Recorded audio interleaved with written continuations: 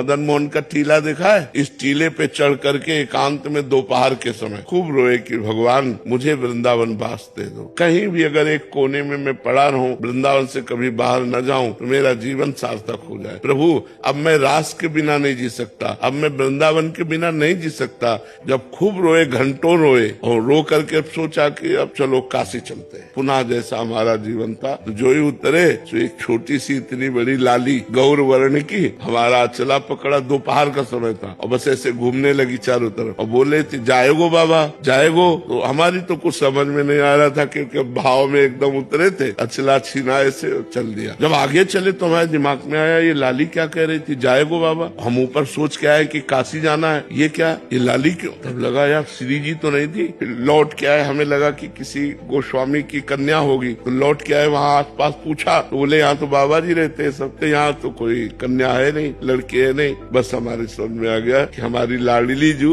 हमारे छोर को पकड़ लिया। जिस आश्रम में हम रहते थे उस आश्रम में गए तो पहले से एक संत खड़े थे। उन्होंने कहा बाबा एक महेशानंद गिरी जी संत हैं, आप उनको नहीं जानते, उन्होंने आपको देखा है, वो आपसे मिलना चाहते हैं। क्यों, जब जानते नहीं तो क्यों मिलना। बोले हमें पता नहीं लेकिन आपको बुलाया है। हम गए, बोले वहाँ जहाँ आप रह रहे हो वहाँ अनुकूल आपके नहीं होगा, एक कमरा है एकांत में, आप यहाँ रह लीजिए। आप क्या व्यवस्था लाडली जी की, और आज देख लो सब व्यवस्था होगी। यहाँ वृंदावन वास के लिए एकमात्र केवल रोना ही साधना है कि लाडली जो दीज जाए और वो पास दे दे तो सब व्यवस्था बन जाए। यहाँ कोई धन बल से वृंदावन नहीं रह सकता क्योंकि पास जब तक नहीं होगा तब तक वृंदावन वास नहीं होगा।